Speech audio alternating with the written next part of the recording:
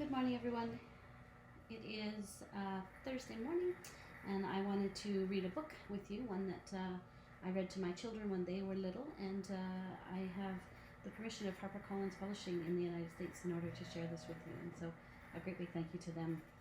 This book is called The Secret Knowledge of Grown-Ups, and it is by Dave Wisniewski, who both wrote and illustrated the book. And I am here curled up in what we call the lake room at our house because it has such fantastic views of the lake, in a big comfy chair with my blanket still in my jammies beside the fire. And so I hope that you find a comfortable space and will join me for this reading. I am going to just use an audio recording for most of it so that I can record the pictures for you to see along because they're pretty funny and fantastic. And so get comfortable and get ready. I'm going to read the book in segments. Each one is a rule that parents give to children. And so I'm going to read it in segments and publish them ongoing during the next week or two. So the first rule will come, and then the next, and you'll be able to join in on these really fun experiments of this book. Take care. See you soon. The Secret Knowledge of Grown-Ups by David Wisniewski. Shh! You are about to open secret files heretofore hidden from kids for thousands of years. Steel your mind for the truth. Prepare yourself for knowledge never before held by America's youth. Get ready to learn the real reason grown-ups tell you to do things. My friends, the truth must be told to kids. For too long, for centuries in fact, it's been covered over, hidden, impossible to find.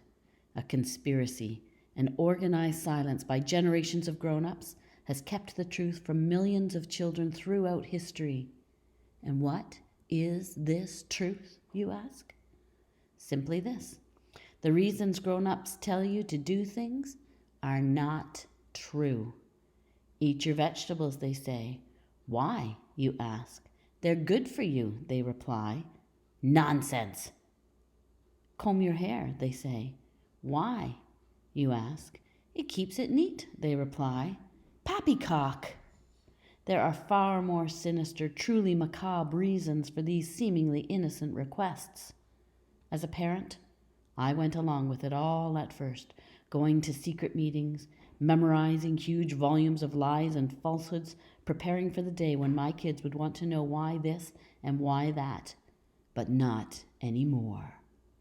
Over the last 3 years, I've gathered as much information as I could, crisscrossing the country in clever, impenetrable disguises, breaking into the secret files kept by hundreds of grown-ups, assembling the evidence. And now, it's here, in your hands. It's the truth. It's real. I have to go. They're coming. I can hear them. Quickly, take this book. Quick, read it. Learn the truth. A Kid's Guide to the Secret Knowledge of Grown-Ups. Grown-Up Rule number 31. Eat your vegetables. Location: American Produce Council, Aurora, Illinois. Date and time: July 22nd, 1997, 1:30 p.m. Log: Enter the American Produce Council compound in vegetable truck posing as a large eggplant. Break into the file room during lunch. Discover grown-up rule number 31. Escape through crowded cafeteria claiming to be leftover moussaka. Grown-up rule 31. Eat your vegetables. They're good for you. You don't eat your vegetables because they're good for you. You eat your vegetables to keep things under control. Millions of years ago, vegetables ruled the earth. Big bunches of broccoli stomped through the jungles, followed by ferocious carrots and savage packs of peas. Huge heads of lettuce roamed the grasslands, and giant celery stalked the plains. And what were these terrible vegetables looking for? You guessed it. People. Yes, these were meat-eating vegetables. They terrorized the early humans, attacking without warning. Our ancestors put up with this for centuries, living in drafty caves and getting nasty head colds. But then, They discovered sticks and stones, and with these new weapons, humans began to defend themselves.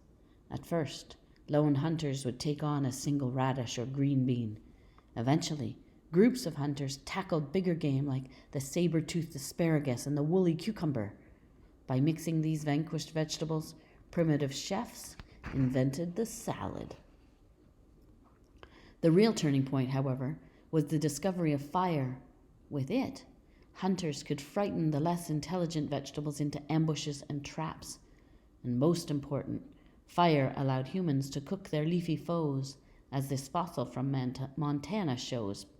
Predatory potatoes and man-eating mushrooms were turned into Stone Age casseroles.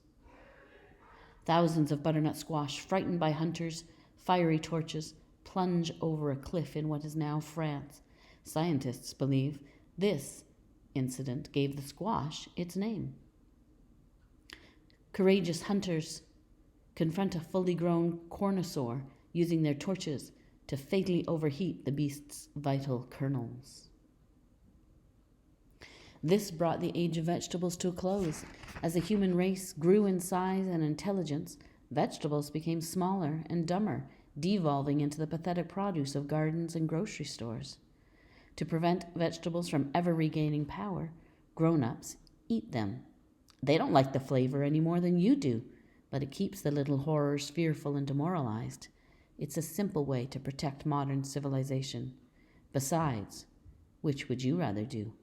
Eat vegetables or be eaten by vegetables? Stay tuned for the revealing of grown-up rule number 37. Drink plenty of milk.